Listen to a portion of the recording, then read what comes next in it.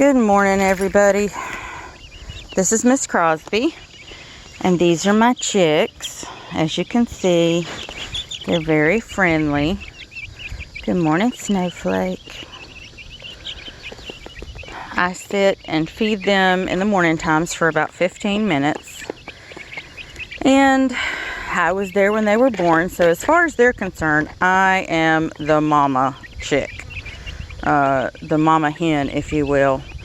And it was my husband's idea, actually, to pull the feed tray out here and feed them right here with me. Good morning, Snowflake. She's my most friendly of all the chicks so far. She loves mama. And she comes out and she'll let me pet her and feed her by hand and stuff. She doesn't mind any of that at all. Watch. Here you go, Snowflake. There you go. Good girl. Now, I come out here and spend time with them every day so that they associate me with food. And in fact, a couple of days ago, Snowflake came running. She managed to squeeze through the bars of this chicken tractor that I have set up in the backyard. And she came running towards me with her tiny little wings outstretched like one of those scenes from a romantic movie on the beach. It was so funny. But she saw mama coming and she knew mama brings food. So I am the mama, the chicken mama. Okay, so here's all my biddies. That one over there, the multicolored one, is an Easter egger. I've got a Wyandotte father that may be contributing to the genetic strands here. And I've got a couple of reds. I started off with a bunch of Rhode Island reds.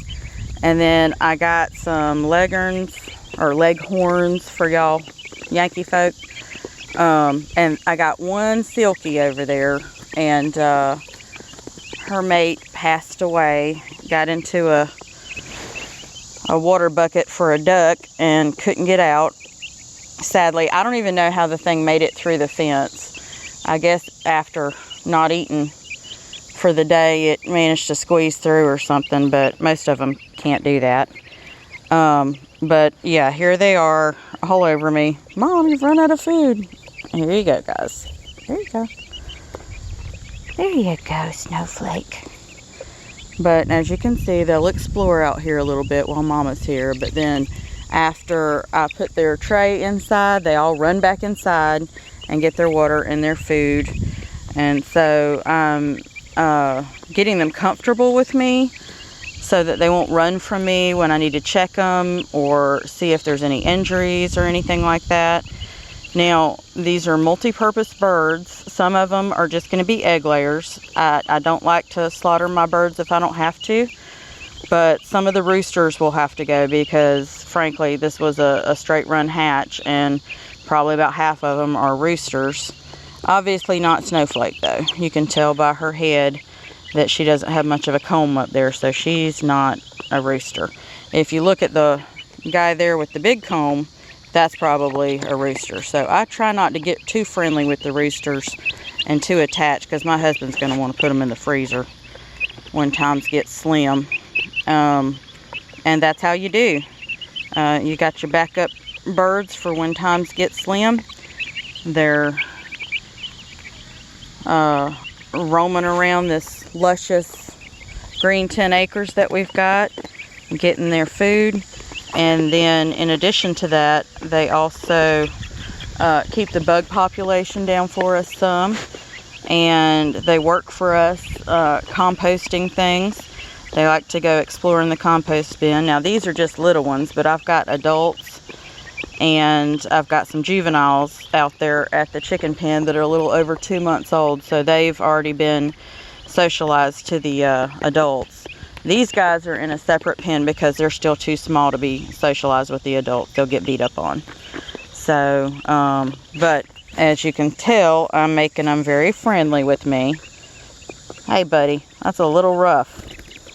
I'll get you some more. There you go. I got more, see? There we go. But I come out every morning and usually in the afternoons as well And my daughter Brianna and I like to feed them and hang out with them and pet them and love on them and all that to get them socialized.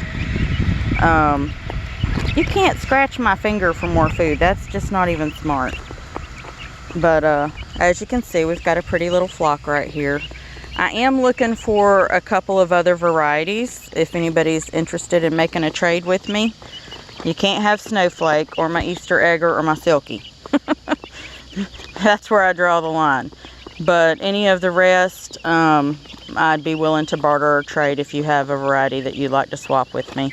I like to keep the genetic code kind of variable and make sure there's plenty of DNA material to go around so I don't end up with inbred chickens, because that's not good. But as you can see, they're not scared of me at all. And if you don't make any sudden movements or act crazy or be loud or anything like that, they're really cool with you. And they don't care if you pet them on the back real lightly when you're getting to know them. At first they might squeak a little and run away, but as you keep bringing them food and treats and things like that, they'll get more and more comfortable with you. I haven't tried raisins with these guys yet. They're still kind of small, but I'll bring them some raisins here soon, or some cranberries or cherries or something like that, dried out.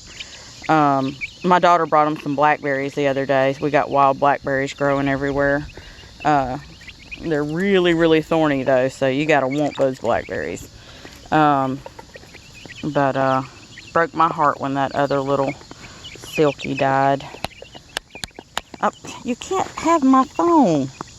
Pecking at my phone. There's no food here. You're definitely a rooster. Go around. Hey, Snowflake. You want to sit on Mama's shoulder? Huh? You want to sit on Mama's shoulder? Is that what you're going for? Let me see. Here you go. Let's see if Mama can turn it around so you can see Snowflake on my shoulder. Oh, there she went. She was there for a minute. Ow, that's my ankle. Don't peck my ankle.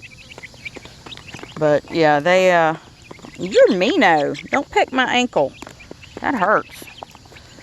I'll try to give you guys a garden tour once I've got this video uploaded, but my phone does not have a whole lot of memory. I use it for photos and videos and all that sort of thing. But, no, you can't have my ring either, you little knucklehead. I don't know what to name him. I might not even name him. I try not to name the ones that may end up in the stew pot or in the dumpling pot. But the females we give names to because they'll live out to their retirement here. And they'll be happy. We've got 10 acres for them to scratch and feed and range on. And they absolutely love it. At night, of course, we put them in their coop. There's my daughter. She's come to say good morning to everybody. Hey, everybody. Please don't peck me again. That hurt last time. It doesn't hurt that bad. This little guy right here, he's been pecking me in the ankle steadily this morning. I don't know what his problem is. He just doesn't like people. I guess not. The mosquitoes are tearing me up, though.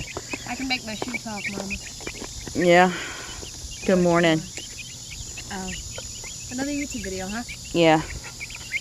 Alright, you guys. God bless you. And if you haven't tried chickens yet, try some chickens. They're fun. It's really cute when they cuddle. Yeah. We occasionally get one or two that'll cuddle you. And they're just climbing all over me. This little guy is fearless. He keeps climbing on me and pecking me. I don't know what his deal is. I think he's going to be the alpha. You think so?